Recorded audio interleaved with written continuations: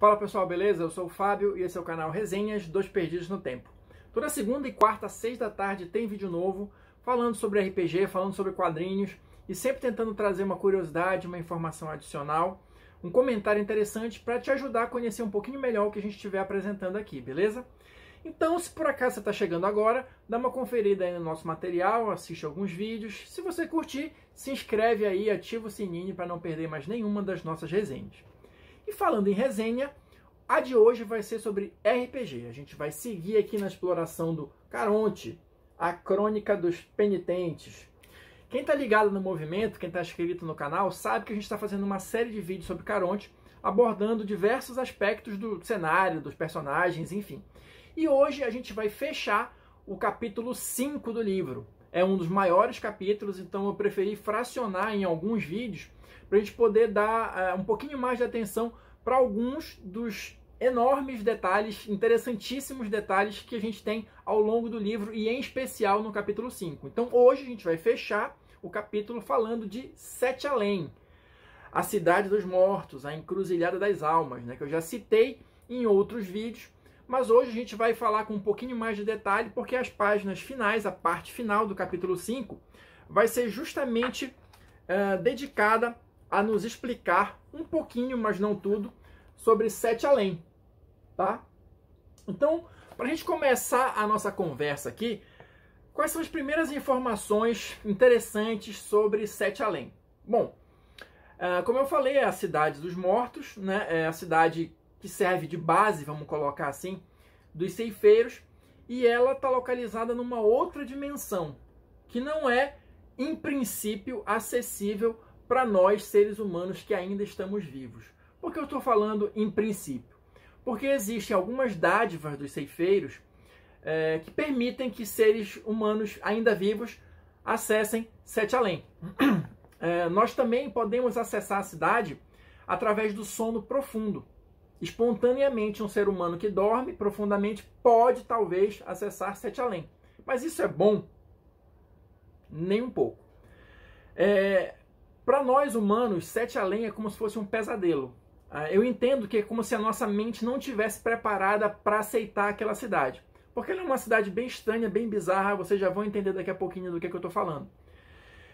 Então tem essa possibilidade, mas ela serve de morada e de base, como eu falei, para os ceifeiros, né, que já estão ali no pós-mortem e tal. Então aquilo ali é feito para eles, não para nós mortais, tá?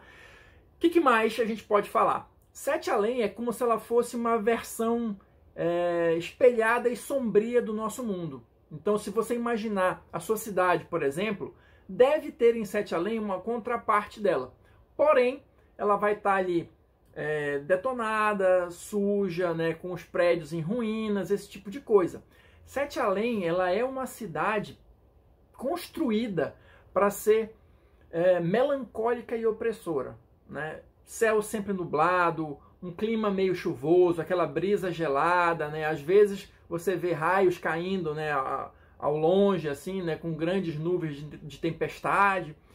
Então esse é o clima básico da cidade. Mas eu falei construída. Quem construiu Sete Além? Como é que é isso? Bom, a cidade toda é envolta em muito mistério, tá? Até mesmo aqui no livro, a gente vai ter algumas informações, mas a gente não vai ter explicadinho tudo, né? Justamente para você, junto com os seus jogadores aí, com o seu narrador, preencherem essas lacunas e criarem a versão de vocês de Sete Além. Eu imagino que a proposta seja essa. Então, mas vamos lá. O que a gente tem de informação para começar a entender um pouquinho de Sete Além? A cidade, dizem, né, as lendas, começou a ser construída lá no início dos tempos. E vem sendo construída e expandida até hoje. Mas ela ainda não terminou. Quando é que ela vai terminar? Dizem as lendas também que Sete Além só será concluída quando a última alma cruzar o rio Stygia em direção ao Oblivion, né? Fizer a transição aí, né, definitiva entre o mundo dos vivos e dos mortos. Mas quem constrói? Tem alguém que vai lá e bota um tijolinho e tal? Não. A cidade simplesmente muda. Ela não obedece às leis da física. E se vocês lembrarem, eu falei ainda agorinha que ela está sendo construída desde o início dos tempos. O que isso quer dizer? Que hoje ela é como se fosse uma colcha de retalhos histórica.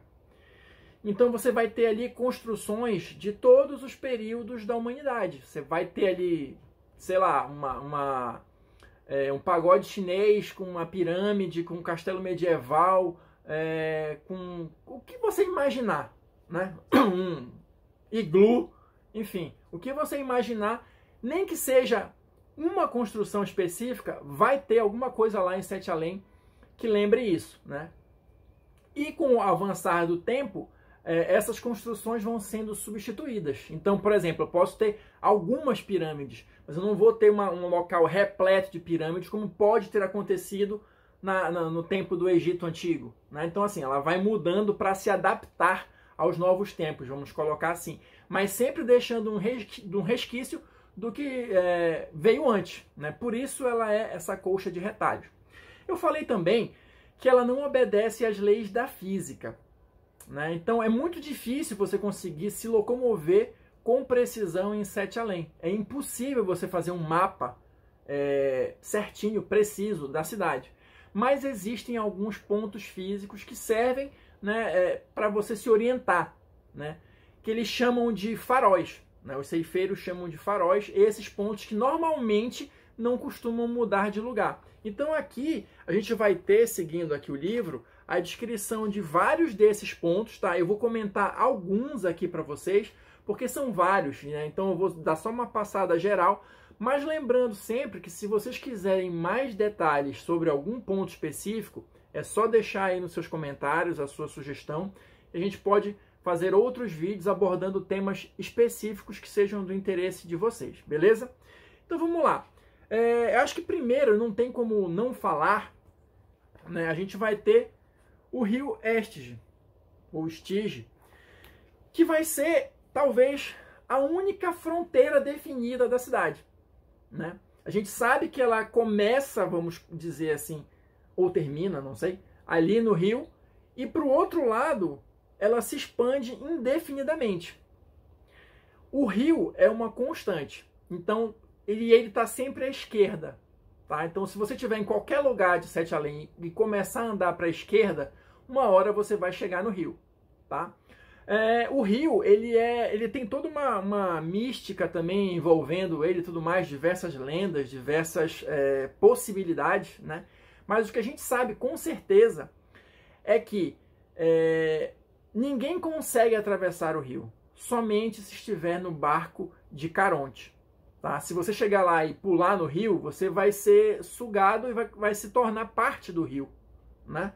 Basicamente é isso que acontece. E outra possibilidade interessante no rio é que assim, ele é um local propício para você fechar acordos e fazer promessas. Porque entre os ceifeiros é dito que uma promessa feita às margens do rio Estige não pode ser quebrada, né? Então, vários grupos de ceifeiros vão lá para fazer os seus pactos e tudo mais, com a certeza de que o que foi acordado ali tem que ser cumprido. Beleza? Seguindo, a gente vai ter aqui, bem rapidinho, o Porto de Caronte, né? A gente vai ter ali, supostamente, um barco abandonado de Caronte, que às vezes está lá, às vezes não está, enfim. Então, todo mundo que morre pode fazer a passagem diretamente, é para isso que os ceifeiros existem, mas algumas almas mais atormentadas, como alguns fantasmas ou os próprios ceifeiros, não fazem essa transição direta. Então, quem não consegue isso, tem que chegar ali na margem do rio, no Porto de Caronte, para poder fazer a sua travessia. E alguém pode pensar, eu vou ficar ali olhando para esperar o Caronte aparecer e ver o que acontece. Não funciona. Muitos ceifeiros já tentaram fazer isso, e de repente, uma distração de 1 milissegundo, quando você olha, aquelas almas que estavam ali esperando para fazer a travessia já não estão mais lá. E você não consegue ver a outra margem do rio. É um rio bastante largo, geralmente muito calmo, né, coberto por uma névoa esbranquiçada, que você não consegue ver o outro lado. Então, assim, por mais que os ceifeiros tentem, alguns enigmas não são tão fáceis assim de desvendar, né? Seguindo adiante, a gente vai ter aqui, olha, os palácios dos patriarcas, tá? Que são esses palácios? Supostamente, os habitantes originais, ou os mais antigos, né, de Sete Além, começaram a ter essas construções. Eram nessas construções que eles se abrigavam. Só que elas já estão abandonadas há bastante tempo, né? Não tão decaídas quanto o resto, tá? É uma coisa que meio que destoa na cidade. Então vários ceifeiros às vezes se aventuram entrando nessas construções em busca de algum conhecimento, alguma coisa que os mais antigos tenham deixado para trás, né? A gente vai ter também os Jardins dos Infantes, bem aqui, tá? Jardins dos Infantes é o seguinte, é um outro grande mistério de Sete Além, porque é senso comum que as crianças, naturalmente, quando falecem, fazem a passagem meio que automaticamente. Então por que você tem um lugar chamado Jardim dos Infantes, né?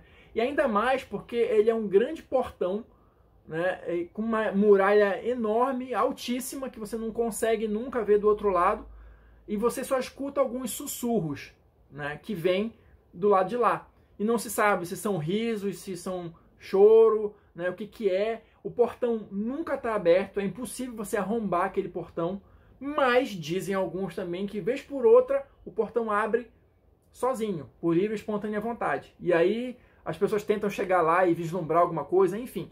Tem uma série de mistérios e possibilidades em Sete Além, então só dando um rasante assim para você ter uma ideia, né? Mas no livro tem bastante informações adicionais do que eu estou falando aqui. Seguindo, a gente vai ter o Bosque das Fiandeiras, tá? Que lembra aquela história da mitologia das Nornes e tal, das tecelãs do destino? É mais ou menos isso. O bosque contém as fiandeiras, elas estão lá tecendo, só que existe um mistério para variar, se elas têm controle sobre o que elas estão tecendo ou se elas são meio que só uma ferramenta, meio que só um instrumento ali. Mas também existe a possibilidade, dizem, né, que alguns ceifeiros podem aprender a ler esses fios do destino e através disso conseguir muitas informações interessantes, né? A gente vai ter também aqui uma outra figura enigmática para variar em Sete Além, que é a bruxa, tá? A bruxa, ela supostamente aparece, você procura a bruxa, mas é a bruxa que te acha, né? Então, você pode estar ativamente procurando por ela, ou ela pode te procurar e te passar alguma missão, ou te pedir alguma coisa, que pode ser uma coisa bem simples, como pode ser uma grande missão, né? E aí tem toda uma mística também ao redor da bruxa e tudo mais, eu não vou dar spoiler e estragar, assim, porque, como eu falei no início, na verdade isso vai ficar ao encargo da imaginação de cada um, né? A gente vai ter os Campos Eternos, aqui, que são conhecidos como a Universidade dos Mortos, né? Na verdade é um grande repositório, uma grande biblioteca de conhecimentos e tudo mais que os ceifeiros podem acessar em busca de informações sobre os mais variados assuntos, né? A gente vai ter o centro, né, o downtown, que basicamente onde a maioria dos ceifeiros que residem em Sete Além se concentram. Apesar da cidade ser enorme, vastíssima, alguma coisa faz com que a maioria deles se concentrem ali. E aí você vai ter comércio, enfim, tem uma vida, entre aspas ali, com perdão do trocadilho, tem uma vida ali no pós-mortem, no centro de Sete Além, né? A gente vai ter também os guetos e cortiços. Aqui, basicamente, é o local de entrada da cidade, onde os ceifeiros geralmente chegam, adentram a cidade pelos guetos e cortiços. Alguns resolvem fazer morada lá, inclusive constituindo algo próximo a uma família, né? Aquela história de não conseguir se desvencilhar muito de algumas coisas que a gente tem enquanto humano, pode ser que isso leve os ceifeiros a fazerem núcleos familiares e habitarem ali também nos guetos e cortiços e tal, como uma forma de companhia, né? Como uma forma de não ser esquecido. A gente já falou disso em vídeos anteriores também. É importante para um ceifeiro não ser esquecido. Seguindo, a gente vai ter os esgotos, que é onde vai estar tudo que não presta, inclusive os ceifeiros decaídos, né? Então a gente vai ter ali aquela coisa meio labiríntica, né, de esgotos e tudo mais, com muitas coisas sombrias habitando lá. A gente vai ter o registro. Aqui é um grande repositório também de conhecimento, mas na verdade em relação às colheitas. Ali a gente vai ter todas as almas que já foram colhidas e qual foi o ceifeiro que as colheu. E se tem almas que não foram colhidas ainda, elas vão estar lá nos registros. Então isso é importante para o ceifeiro quando ele estiver procurando almas para colher. A gente sabe, né, que cada alma colhida são 3 óvulos, são 3 moedas de Caronte. E se o ceifeiro quiser fazer a travessia, ele tem que acumular 30 moedas. Então, aqui nos registros é uma forma de você saber almas que ainda não foram colhidas. Mas provavelmente elas têm algum problema adicional porque elas foram esquecidas, entre aspas, assim, elas não foram colhidas no devido tempo. E finalizando, a gente vai ter aqui nas últimas páginas mesmo, olha só, conduzindo um conto de Caronte.